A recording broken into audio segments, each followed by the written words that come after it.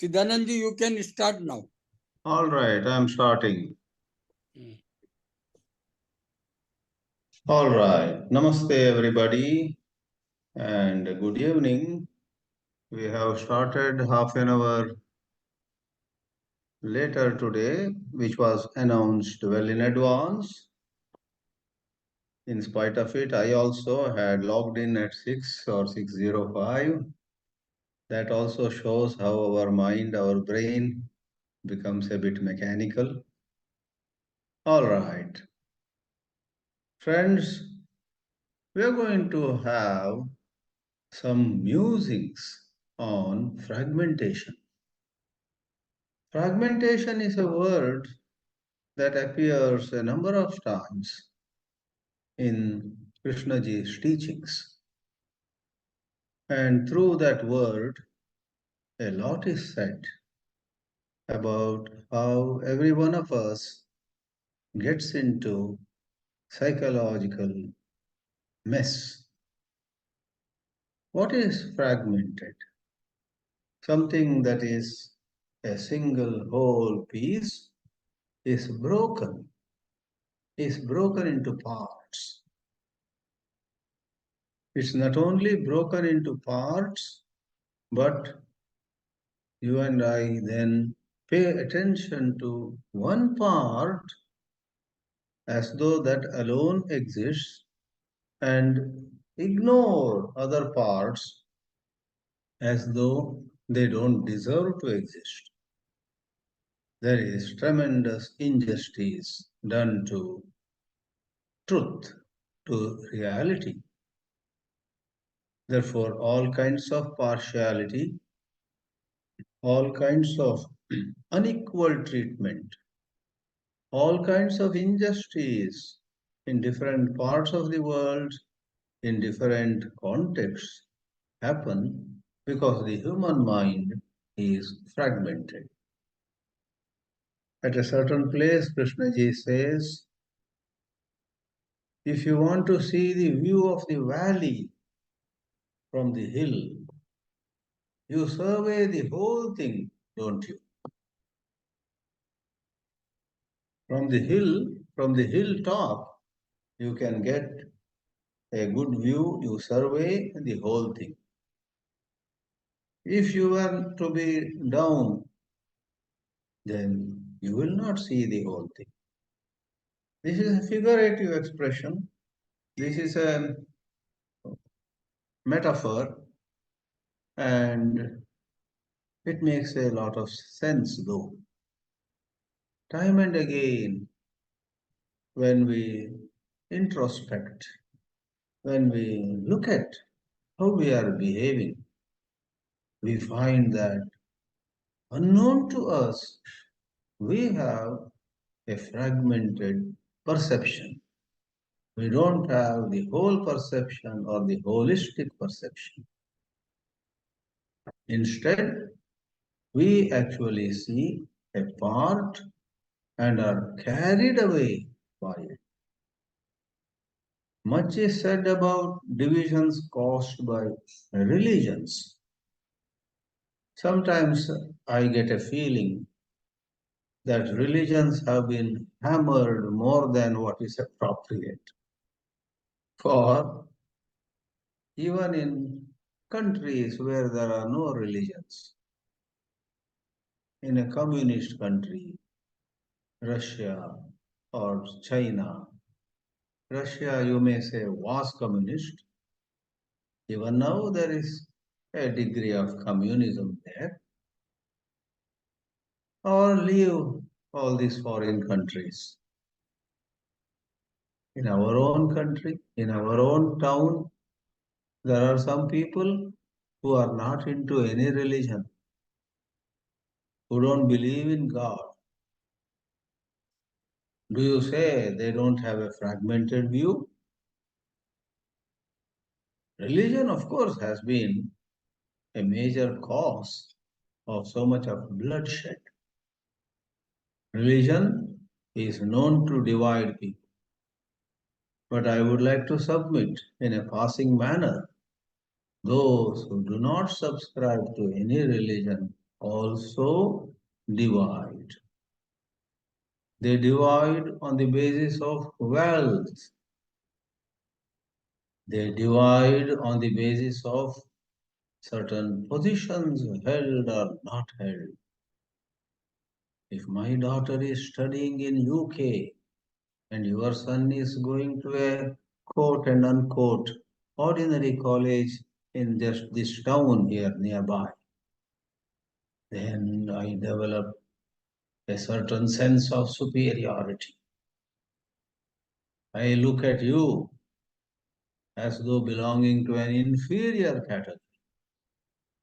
Your son is going to the local college. My daughter is going to Cambridge in United Kingdom.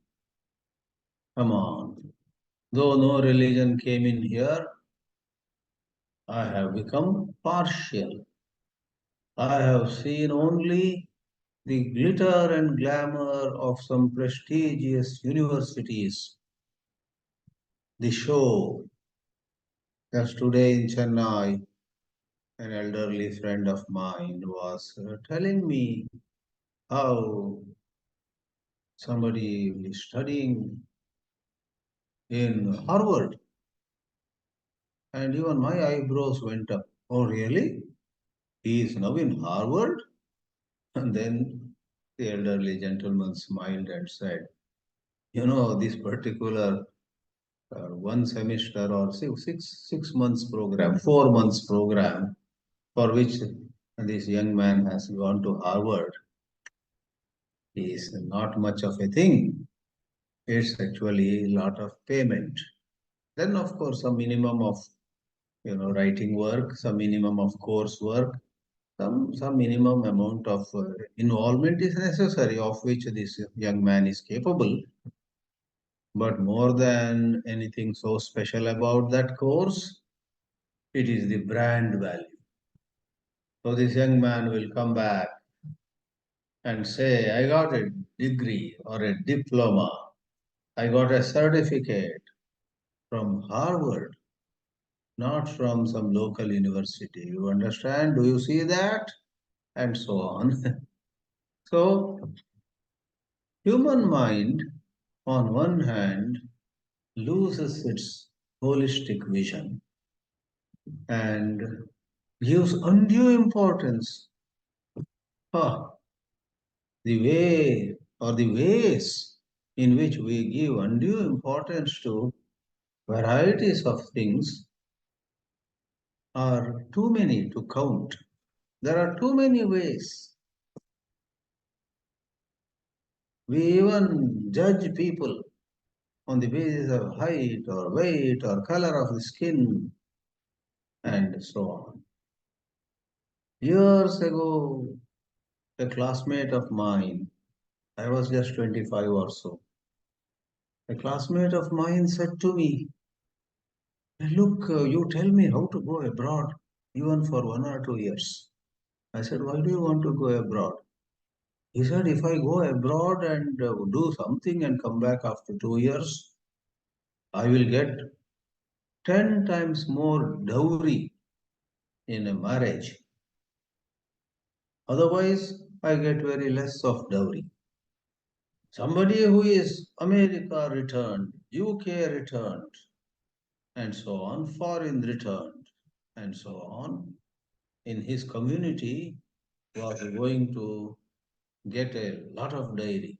The girl side would give more money. What a shame.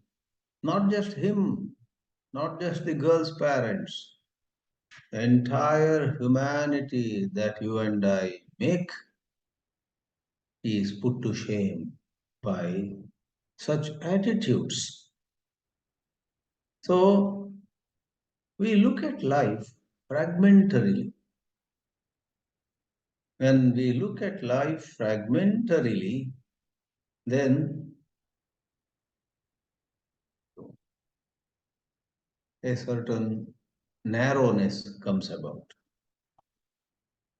That is when we say we are following the rut.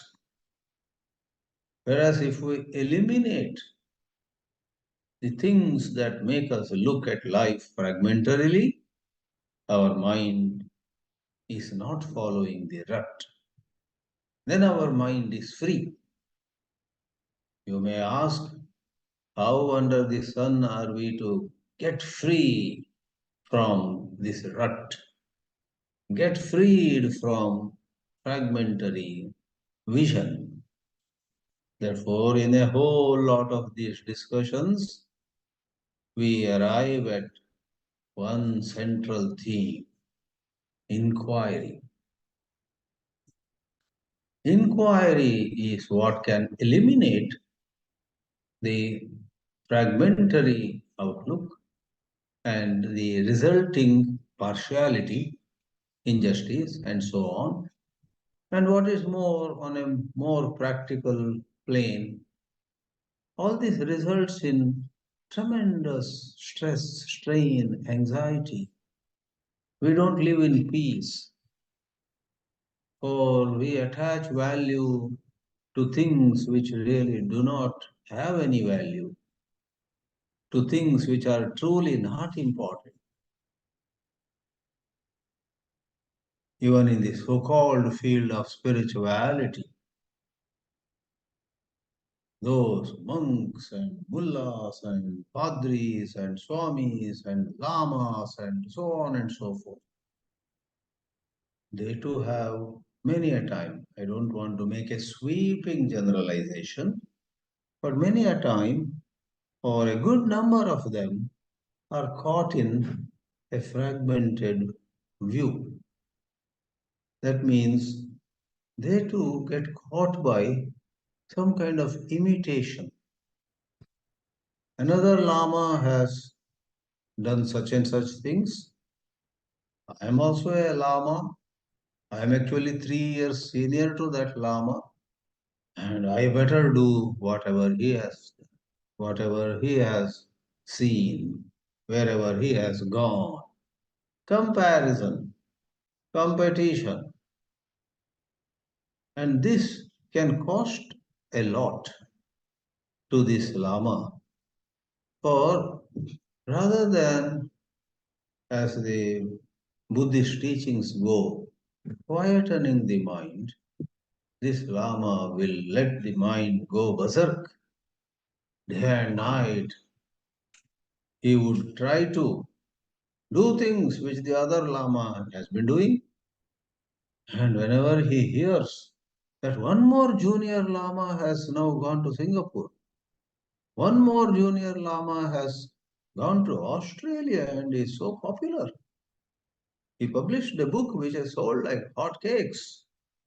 Suppose this Lama hears this, he is unhappy deep inside. He pulls a long face. So it's Lama or a family person, a professor at Oxford University, or a simple farmer in a village in Telangana. All humanity have this problem of values which have got distorted. What they really need to value, they don't value. And they go after things which are valueless. In the second part of my submissions, in a second part of what I would like to share with you, I will go to a little bit of a higher plane of some metaphysics. By metaphysics, I mean how this human mind, or call it human consciousness, gets into a duality.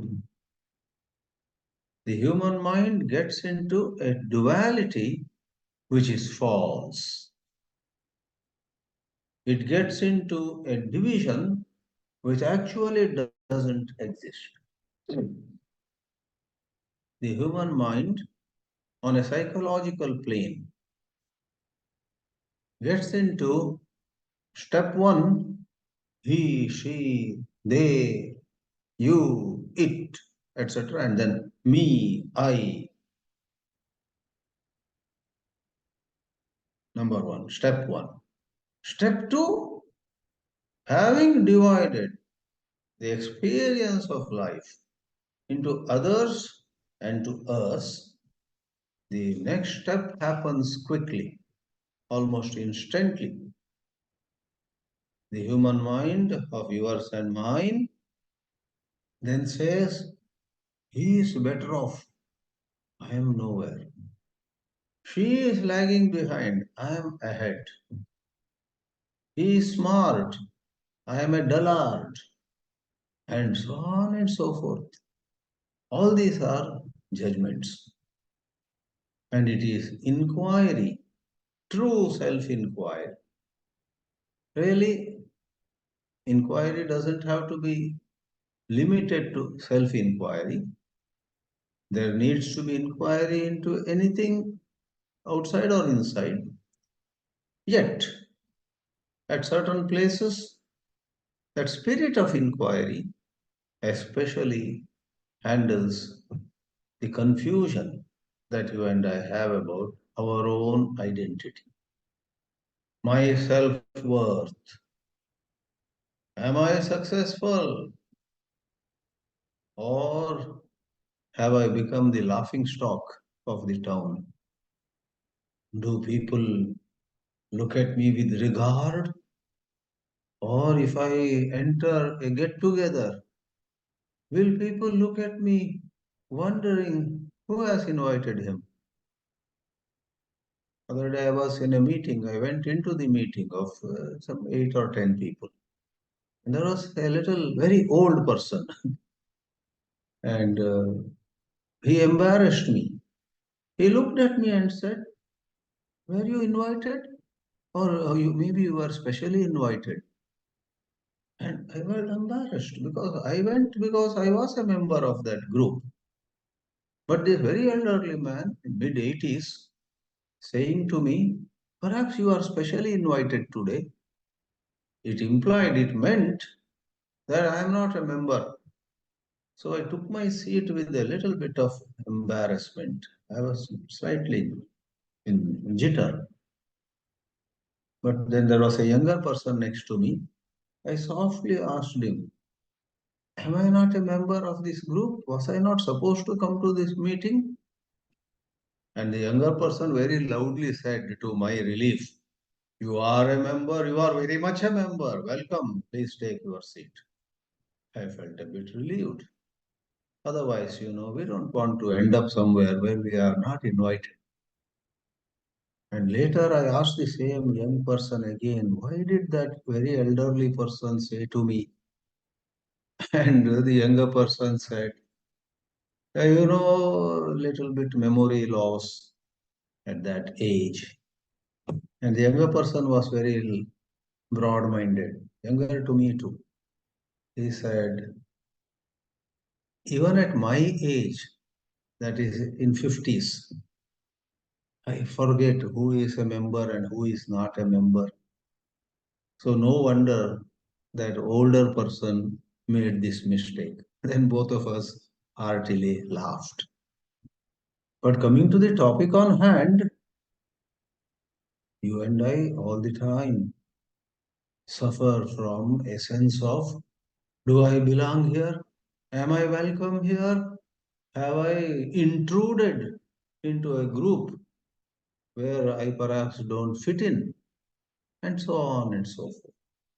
You know very well how in every society around the world there are so many conflicts.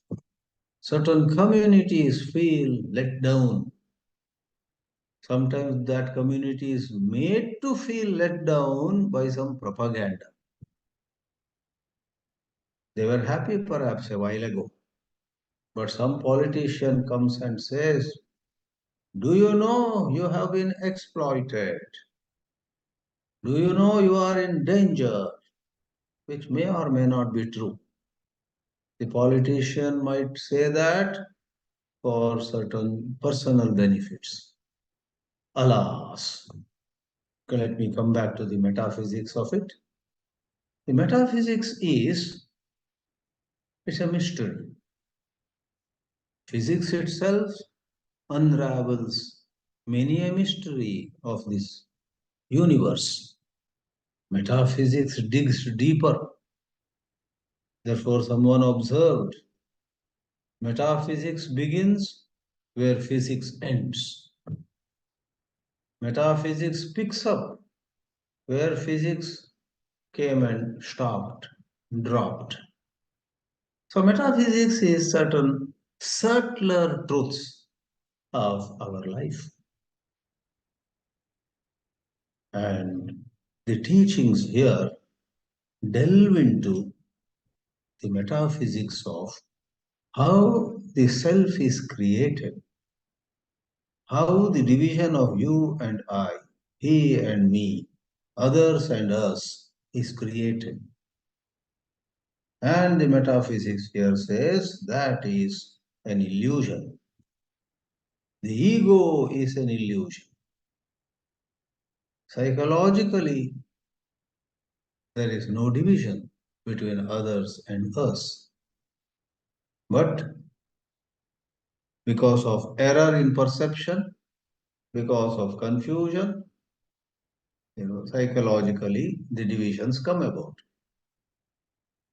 I should have said the earlier sentence, there should not have been this psychological division. But psychological divisions come up. That is fragmentation. In silence, there is no fragmentation. Therefore, wisdom is very often connected with alert silence, not the silence of sleep, not the silence of being dumbfounded. Sometimes something happens and we are, for a moment, thinking stops. It could be a tragedy, it could be something very unexpected. Was it not 2 days back? Sanjay Shah, the head or the CEO of a very successful company in Chicago, had come to India. For India also, his company has a lot of business in India. In Ramoji city in Hyderabad, it was a big celebration, I guess, of his own company and his customers or some other gathering. The video clip did the rounds. Some of you must have gone or must have got it. Sanjay Shah, the CEO of Vistex, a successful software company in Chicago, is sitting with, I guess, the vice president or so of the company in some kind of a, you know, some kind of a vessel, some kind of, how you have this giant wheel and so on, in which people sit in vessels and the number of vessels go round and round. Here there is only one vessel. And so much of music and dance and celebration and all are happy party. But that video clip shows it goes way up there and then making everybody watch it dumbfounded. They're shocked. It just slips and overturns. And from height of some 25 or 30 feet, both Mr. Sanjay Shah and that other guy, maybe of Indian origin again or maybe a Westerner, both of them fall and very sad indeed. Sanjay Shah, such a successful entrepreneur, such a successful, such a bright, brilliant man, dies instantly. And it was reported the second guy also was hospitalized and was in some very serious condition. I don't know the update. So when good or bad things, which we cannot believe, happen, for a moment there is silence. That is not a wisdom. Wisdom is, you know, I'm not saying wise people should never get dumbfounded. Wise people never get shocked.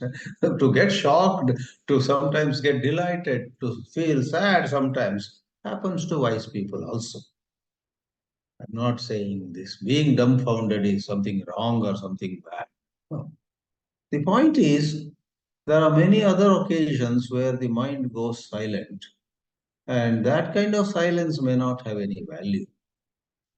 However, when you and I are silent and the intelligence in us is operating, without the interference of words or thoughts, silently, without resistance, without choice, without wanting a particular experience or result, silently, I don't even say we think, silently we perceive the situation. That's again a mystery.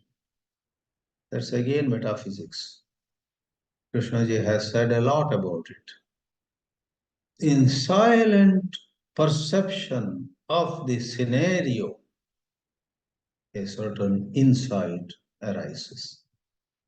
All scholarship takes a back seat. All scholarship exits the scenario. Without any scholarship, without any Greek or Latin, Sanskrit or Hebrew, you and I get an insight. That is how fragmentation can be exposed. Fragmentation can be seen as a big lie. That can be the end of fragmentation. Let me conclude saying the self, made of memories, built of thoughts,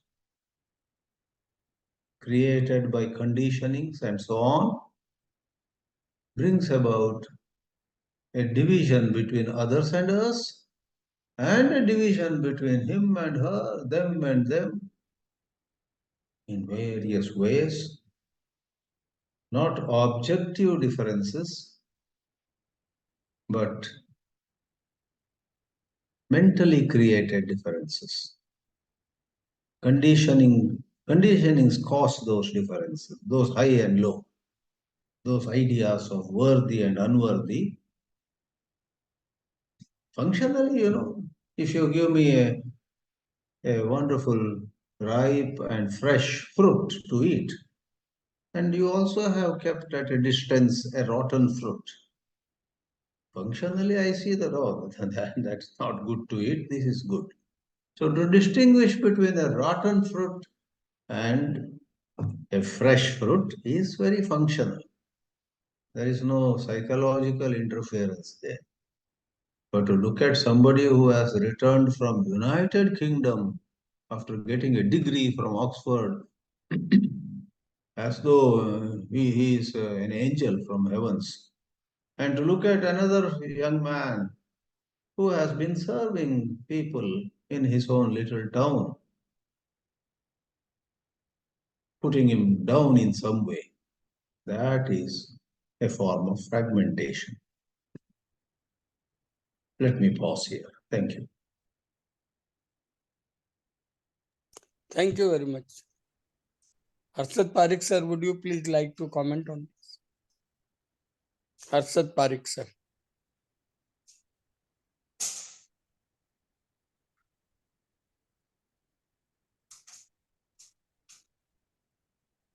Yes. Are you able to hear my voice? Yeah. Yeah. Thank you, Swamiji. You have explained everything with many examples given. We see fragmentation everywhere, in every country, in every family, and within oneself, there is a fragmentation. So at every level, what we see is a fragmentation and integration, which is the opposite of fragmentation, is very, very rare, and it may happen maybe in few human beings for some time it may happen. But again, when we live in a society, fragmentation will happen because the cause of the fragmentation is in thinking. And from thinking, And thinking comes because we have invented language and we have a memory of past experiences. And so, in combination of memory and a language, thinking comes. And from thinking comes the sense of I or me. And when this sense of I or me comes, then the problem starts saying I like it, I don't like it. In Krishnamurti's words, thought creates the thinker, and then thinker tries to change thought, and there is this duality within oneself in the form of thinker and thought, and that is the cause of all our psychological problems. And one can verify this only when a person is able to sit alone and direct the attention inward with all the curiosity and attention, energy, honesty. When a person gives the full attention to the beginning of a thought, then it may happen that the thought may even stop. And at that time, some people are frightened of that state in which there is no thought. It is like a psychological death. But some people, they feel something wonderful about that silence in which the self is not. And that is what Krishnamurti would call when the self is not there, that is a real love and that is a beauty. So there are some moments in our life when the mind comes to a stop and there is a pure awareness. And that pure awareness, what people like Raman Maharshi would call it a true self, uh, in um, in opposition to the self which is created by thinking. So this is the real aim or goal of religion and philosophy, is to come to that state of silent awareness in which everything is seen as they are. And such a way of seeing is possible, and that is why Krishnaji always asking to even students and teachers, how do you look at a tree? How do you look at the face of your friend or a husband or wife? And by asking such a question, he was indicating that there is a different way of looking in which the self, which divides, which fragments, is absent. And this one can verify if one is very sincere, honest, curious, natural curiosity. People like in the past, Nachiketa, like that, he was very curious to know about what is behind what we call death. And he would not take any amount of money or power to find out.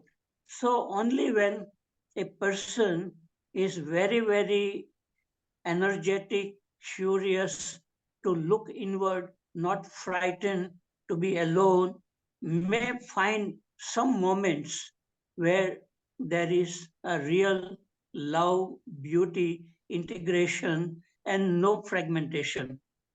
Otherwise, our life, when we deal with society in a daily life, there will be fragment because our survival depends on that.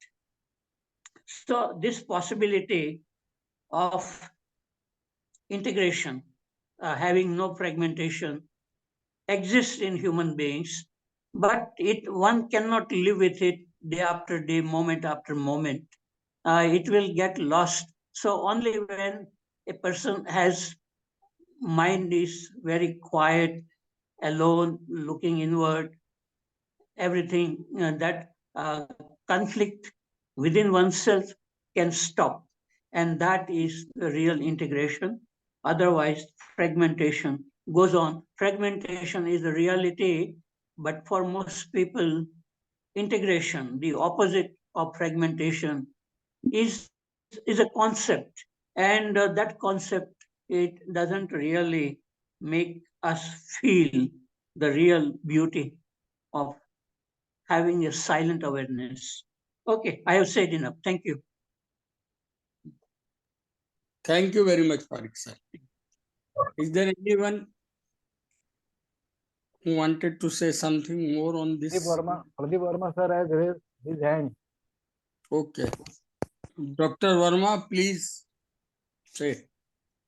Am I audible, sir? Yes. Oh, yeah, audible. Okay, Audible, thank you. visible. Thank you. Thank you so much. I have not much to say because the message is pretty simple and very difficult. Harshad ji has already talked about it. The different types that are in our day-to-day life, uh, the complexity of this holistic and integrated some whole. You see, fragmentation brings conflict to a self only. Only a self feels it. Whatever the shape or dimension of that self may be, so that is the thing. If self is there, conflict is bound to be there. Any type of fragmentation. Then what what we are doing, what we are listening, thought self communicates with self only. This is what I think we are doing it. Although we are taking examples from a number of examples, case studies, this may happen, that may happen, that may happen, but still we cannot cover all the things that bring fragmentation in our day-to-day life. So self communicates with self only and through words only, which are also, unless until they have specific meaning of each word and meaning associated, it cannot be conveyed to anyone. So Harshad ji has already talked about it, that fragmentation is a very, almost a very significant part in our day-to-day life. Because fragmentation, what brings fragmentation depends on my state of myself. That is all. So it's very simple, but as well as what we are imagining that in certain conditions, conflict will not be there. It seems to me maybe a mathematical statistical possibility, but otherwise it remains a possibility only. Otherwise, everything is so very new. Our challenges are new. So fragmentation is bound to be there as well as long as I have a self. Thank you very much, friends. This is all I have to say. Thank you. Thank you very much. Chidanandji, may I request you to say something on this? Surely. Hmm. First of all, sorry, I read a message directed to me a bit late, and just now I centered myself in the screen. In all these group discussions, it's good to be properly centered. Thank you, Janardhan Murthy Garu, for pointing it out. Secondly, yes, I want to share. First of all, I didn't know that word integration, but I'm very happy to learn that word, fragmentation and integration. During the only talk that I heard in my life of Krishnaji, I guess it was 1981 in Chennai, Vasant Vihar. The whole talk Krishnaji was very much emphasizing the value of integrity. That time I didn't understand anything, though, I only say I attended a talk. I didn't understand anything. It took another 8 or 9 years for me to make head or tail of what Krishnaji was talking about. By then, he had left the body. But integrity. And so now, in this context, I want to just share quickly in 2 minutes that a value like integrity in our daily life has much to do with discovering integration. More we live a dishonest life, for whatever reason, we don't want to condemn anybody. People live dishonestly because of, alas, they are afraid of something, they are overly attached to something, some habits are pulling them down again and again, sometimes against their own calling in the heart, they end up telling a lie. So people lack integrity for reasons which sometimes deserve a lot of sympathy and compassion. We have to say, poor folks, poor lady, poor man, again said a lie today, we have to say. But whatever it is, when a person, you or me, sees that I cannot be spiritual or I cannot rise inwardly unless I live in integrity, all so-called spirituality will be mere bookish knowledge, being merely talking or showing off. So, looking back, I deeply appreciate Krishnaji emphasizing integrity, and I'll conclude my comments by saying, uh, in mathematics, an integer is a whole number, and then there are fragments. How interesting that as a parallel in our life, when we live with integrity, we discover the wholeness of life. When we are fragmented, we do not see life, we do not see this creation exactly the way it is. We suffer because of our own, uh, what we call flawed perception. Thank you. Dinesh Waghmare, please unmute and say. Are you able to hear me, sir? Yeah, we are able. This is very complicated subject as far as my understanding goes. Fragmentation, as Chidanandji sir said, Swamiji said, is related to process of breaking. At many places, JK has also used the word division, but what exactly he means by division, as far as my view goes, is the fragmentation. We find in nature already there is a division. We are different, plant kingdom is different, other things are different. So such a kind of division is but natural. Similarly, in actuality, there are many things which are divided. When we go to the thought reality, in thought reality also, we say that technical thought must be there. So in all technicalities, there will be fragmentation, and there will be, when thought is there, there will be fragmentation. So there also we see that a lot of fragmentation is there. Now, Hello. Hello, are you able to listen to me? Yeah. Yes. So what JK himself has said, has to say on this, it is very interesting. As long as there is a center, there must be fragmentation, as the me and the you, and conflict in that relationship. The activity of thought must inevitably bring fragmentation. One realizes this, and therefore one says there must be integration, which is yet another form of fragmentation. An attentive mind, when it has gathered all energy, has no fragmentation. Only when there is fragmentation, is there the dissipation of energy. Thought is essence of fragmentation. The movement of thought in any direction, uh, is a movement toward breaking up and fragmentation.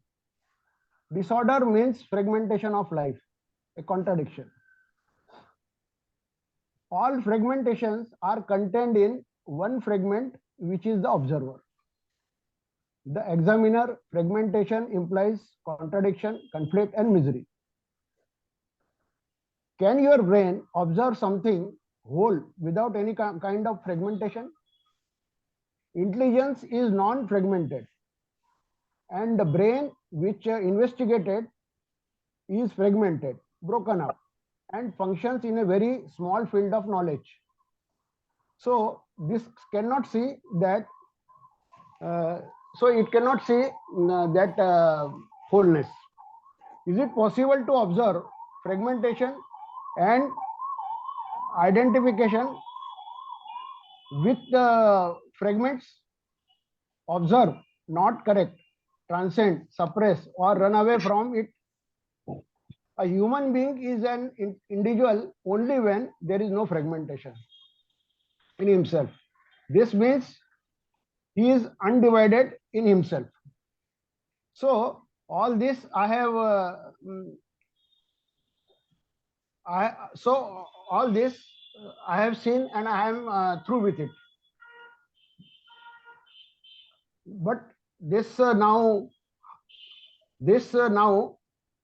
I do not know what to do. I avoid it. I looked at it. I know what to do. I do not know what to do really. So what does this mean? The mind negates or puts aside everything that man has proposed. Now what is the solution? One thing is clear, that I see a particular fragment and say that it would not have existed unless there is a totality. As long as the perception is fragmented, or perception is fragmented means focused on only one thing, there is no perception of the whole. You can say, I understand it intellectually. Intellect is also a fragment. So deny the fragmentation means what? I entered a room and a beautiful thing catches my eyes, and I say it gives me great pleasure. I look at the other things casually. So they become vague. They came under shadow, etc. Now why this thing becomes important? Because it gives me pleasure. When I am attracted to anything and I go near it and I want to have it, because it gives me pleasure. So I want pleasure throughout life. I do not see a pleasure in thorn. So as long as the mind is pursuing pleasure as the me, how can I see this whole thing as life? So here he says that pleasure is the thing, pleasure and pain principle is the thing which is making this all problem. So I see the central factor that when one thing becomes all important, then I do not see the whole of life. So why one pursues pleasure at any cost? There is nothing wrong in pleasure. We need food, clean food. What is wrong in that? But what happens? I say I must have it tomorrow. So today's biological need becomes tomorrow's pleasure. So which is thought? I would just repeat. What happens? I say I must have it tomorrow. So today's biological need becomes tomorrow's pleasure, which is thought has taken, which means thought has taken over. So one has to understand the thinking is the factor. So as thought sustains it, thought is essence, in essence is the maker of fragments. So act it and forget it completely. Drop the thought. This is my understanding I want to share. Thank you. Thank you very much. May I request Chhabra ji to say something on this subject? Mahatma ji, would you please be kind to say something on this subject? Sir, can I also request Chidanand Swamiji to No, not at comments all. on that later on? He has to leave at 7:30. So please don't ask him. Let me ask Chhabra ji. He wants to listen him too. Chhabra ji. Yeah. Let me see if yeah, now. Can you hear me? Yeah. Yeah. Okay. Very well. Yeah. No, I was just listening to it, listening to the whole conversation, first Swamiji's talk. And I was just wondering, in listening, the kind of flow that listening very naturally offers. And in that, one is describing the movement of fragmentation, the fragments and metaphysics of it. Just listening to it, and then when this word integration popped up, I said, if you're just listening to fragmentation, just watching it, what all is involved in that? Whether it's these are thought, thinking, and thinking is like moving from one thing to another. Think and thing is very, very close, even in sound. Think and things. And thinking is always about things. So there is a very natural movement of fragmentation there. Also, we generally don't have this sense of movement. I think this is because we think about one thing, that something else, then something else. In the some kind of word of opposites. And language can't help but move in this word of opposites. And when this word came up, integration, this had a kind of the kind of image that came to my mind was like bringing fragments together, integrating them, making a lot of fragments whole. I think that this is one feature of thinking that only makes it worse. I was just wondering, this whole, when there is fragmentation, then if you see it as fragmentation, you call it fragmentation. The moment you use the word fragmentation, the opposite comes up. And the opposite is, there's always a sense of this is negative and that is positive. So this struggle to bring fragments together, that's what the mind does normally. And maybe that is this process itself may have some inherent fault, so to say, by default, that trying to bring fragments together, it seems there's a law, it never works. Whereas can there be awareness of this phenomenon that we call this movement of fragmentation, going from one to the other, from something to the opposite, and that again to its opposite? Is it possible to listen to the movement, to that murmur of this, to the sound of this, to the noise of it, and then what happens? If there can be that kind of, is it possible to be simply aware of that movement of fragmentation without emphasizing, overemphasizing, or even, getting caught in the opposite. If there is fragmentation, why do I look for integration? Because it's me, my whole movement is that whatever is happening, I call it fragmentation. And what if I don't call it fragmentation? It's a phenomenon. Is it possible to contact it, negotiate it, contact it directly? Not negotiate, that would be, the word itself is problematic, but just contact it. Can there be a,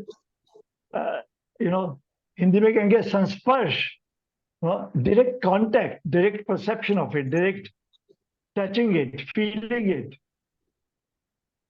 Then what happens? What does it do? So the journey through words and through thinking, trying to resolve the problem which is generated by that, and that's probably the vicious circle in which the mind gets caught. That's the feeling. But if you just, what happens? And what is this fragmentation? Even when he raised this question, we can give many examples of it. We can go into it. But what is fragmentation? What is the mind doing? Is it looking for a solution, or is it actually looking at it? What is fragmentation? Even where all it sees it, or is it looking at this phenomenon? No, because the contact with phenomenon is often gets blurred through thinking, because one never stays with the phenomenon. Whereas that is more as a child wants to touch something. It's like that, it's a kind of, you want to know something, you want to really feel it, you want to breathe it, you want to touch it. So is it possible to look at that in this way? I'm just wondering. I just keep wondering. All this whole movement of all the expressions that come up, the whole language, the dance, dance of the words, and what does it do inside and outside? So, yeah, there I end. Thank you. Harshad Parekh sir, do you want to say something? Yeah. Harshad Parekh. Yes. Please. A branch of mathematics is called calculus, and that calculus is divided into two parts. One is called differentiation, and the other is called integration, and they are completely opposite. In differentiation, we break up everything, and in integration, we sum up everything. So differentiation is fragmentation, dividing into parts. Integration is bringing all the parts together. That is integration in mathematics. Now, the famous sentence of Krishnaji, "You are the world," or in Upanishad, "Thou art that," or "Aham Brahmasmi," all this indicates a state of no fragmentation. You are not separate from the world, and that feeling can come in a human being only when the mind is very, very silent, relaxed, not thinking, and just looking. So such a state is possible for human beings, but one cannot live with it day after day, moment after moment. It will get lost. But it is possible for few moments when the mind really stops. And other thing which, okay, let me see. Once Krishnaji said that the integration is within the self, within yourself. It is not with someone, other human being. It's not possible because there is a duality. Other human being is completely different. His mind is going in a different direction. So integration with people is not possible, but integration is a state within yourself when the sense of self thinking doesn't exist, and what exists is a pure silent awareness. So that is what I have to say right now. Thank you. Thank you very much. Ravi Kaushal. Ravi Kaushal, please.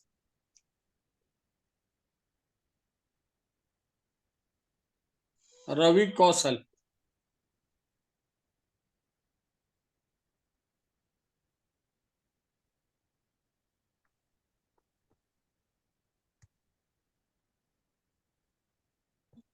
Yes, sir. Am I audible? Yeah. Yeah. Audible, Okay. visible, both. Okay. Okay. Yes, yes. Rarely happens with you. Yes, sir. It rarely happens with you. Okay. Either you Okay. are audible or visible. Okay. Okay. Okay. Okay, sir. This is this term fragmentation, and the case said that the this fragmentation is the essence is that this fragmentation is created by the thought. Lado after some time. This fragmentation is created by thought, and then if we talked about the integration and the wholeness and totality, and I see that this is just an idea. This integration, how you cannot perceive whole. It is an idea for you. Sorry, I'm saying in that terms, but it seems to me that like that, and this I think Pradeep ji said that as long as I have the self, one statement like that. I say that this statement, are there two selves, sir, in you? See the this cunningness of the self, how it divides itself into two. So this is one thing, and this is integration of is is is a process. Is integration kind of process? Can you can there be integrated mind through process or through time? Is one thing. So I see that we must not talk about all this idea of integration and all that, but we must see what is that which is fragmented me from you, and what is that me that the Chidanandji is saying that this in a meeting he felt embarrassed. So the point at that time, I think, was that he must see that what is that in himself which get embarrassed, to see that, to perceive that. So to observe, to perceive the fragmented action of the mind is far important than to think about integration and all that. To take the idea of all that. To talk about the silent awareness and all that. This is one thing. Thank you, sir. Thank you. Thanks a lot. I think it's time now. Thank you, sir. Am I audible, sir? Hello? Hello? Everybody is silent. Why so? Can I say something now? Yes, one minute you can say. Yes. Mr. Sushil Kumar Jain is not there, I think. Anyway, Yeah. what understand You can basically? say for 1 or 2 minutes. I am very much here, dear. I am very much here. So can I say something? Yeah. Why not? Why not? You are welcome. Rarely I welcome. Rarely I welcome. What actually I understand, fragmentation will be there. It is a natural thing in most of the things. What Krishnamurti is trying to indicate that we should be very much aware, or we should be matured enough to see the psychological involvement in the fragmentation. Means involving ourselves in the pleasure and pain game. Basically, if we see rain or winter, these are different seasons, we don't question it. We remain natural with it. Only we think what I have to do. If I have to go out in rain, I have to decide whether I have to go with the umbrella or I have to go with the raincoat. Similarly, there are other examples where mind never questions or there is no conflict at all. So why it cannot be so mature that it can understand that technically what Krishnamurti is saying, mind should not question this fragmentation in technical fields as well as the natural phenomena. Only the thing, mind should be so mature that it should understand the whole structure of fragmentation. It should understand that it should not involve itself in this game of psychological involvement of in fragmentation. So that structure one has to understand. If one understands that structure, then I think he should be free from it. That's what I want to say. What is Harshad sir's views? Pradeep Verma, please Pradeep Verma, don't sir. guide me. Please don't guide me, please. Pradeep Verma ji, please. Pradeep, let Pradeep Verma say first. Okay, And then okay. I am audible, I think. Yes, again. Yeah. Audible also. So, Harshadji was talking about it in day-to-day life, moment to moment. It is not possible to the state we are talking about, conflict. Ultimately, fragmentation is a matter of discussion only because of the conflict it brings to, naturally, to a self, definitely, to have organized self. Then only conflict is there. But once you have understood that you are the world actually in your day-to-day life, how do you forget? Even to such a person, even thinking will not, nothing will affect. Neither thought will affect, nor thinking will affect, nor any challenge will affect, because he has understood it as such and ready to see it as such with the dynamics of this moment, time. So it is possible. It is definitely possible to be in harmony in day-to-day life without conflicts. We have understood. So of course, this is a condition, a very difficult condition for, I cannot say about others, but definitely, if you go on mulling over this question, conflict in myself only, then it is a possibility that the time state of consciousness will be there when nothing will disturb you. Thank you very much. Can I say something? Why not? Why not? You say first, and you get 10 minutes time further. You can say whatever you wanted to say. Thank you, Jain sir. So kind of you. At other place, JK interestingly said one thing: to touch the other, one should have non-fragmented energy. So questioner has asked him how to attain to that position, because everything we know is fragmented energy.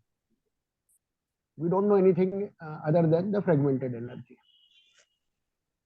So there he said all this, that you have to understand the whole structure of fragmentation, and then only you can be free from it, and then you can have non-fragmented energy. Thank you. Energy of fragment is also part of the whole of the energy, no? Yes, he said that. Is it okay? Yes, he said that all the energies are arriving from the same source. But as soon as they arrive, they become fragmented. So understanding the starting of a thought, understanding the starting of a thought, as Harshad sir has said, what thing is propelling that particular thought? If one is aware, then there may be change in the energy. Is it possible? Or understanding of the whole of the consciousness is required? The same question is asked JK also, whether it is possible. What I can say, I am only as far as my knowledge saying. goes, as far as my experiencing goes, let me tell you one thing. One can deal with the fragments with the maturity and can have non-fragmented energy. That is possible. Energy is basically non-fragmented, but it is not available to the fragment, to the individual and the self fragment. So basically, energy is non-fragmented, but when it goes to the intellect and all that, it becomes fragmented. Intellect itself is a fragmented energy. That's what he said, and I agree. I has similar views after understanding it. Everything in this world basically is fragmented. If you see, there is a duality. He has also discussed their duality and non-duality. So he said clearly that to understand non-dual energy, you should have the non-fragmented energy. Then only, and then you can perhaps touch the other. For touching the other. Let Waghmare say complete. Okay. Let Waghmare complete. Then say. Okay. So one has to go to that level or maturity level, I would say, and then perhaps he can understand what he means to say. At one place he has said. At one place he has said that there is no separation in the energy forming inside you. Yes. Although as soon as you may be thinking about. See, any moment thinking about the other person or the you. Waghmare, please wait. It is still the part of you only. Although you may be having the energy of the about the other person, but it is still the part of you. What he says, one has to understand the totality of the energy itself. Please let Modak complete his sentence. Then reply, please. Unless he understands the totality of energy forming inside him, how we will be able to understand the other side of the fragmented energy? Harshad sir, would you please interfere and say? Harshad sir. Yeah, please. Yes. We are using the word understanding, but there are two kinds of understanding. One is understanding of the concept, and other is really seeing it clearly. So in my view, the real understanding is when we see clearly, non-verbally, everything, whether we are looking at a tree or a human being, a pure observation is understanding in my view.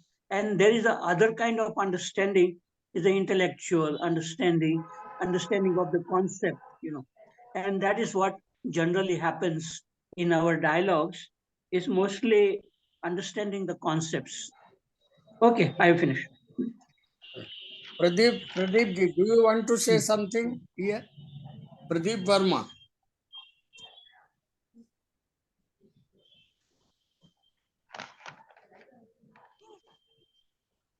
इतने हिस्सों में but गई है ये जिंदगी कि मेरे हिस्से में कुछ बचा ही नहीं.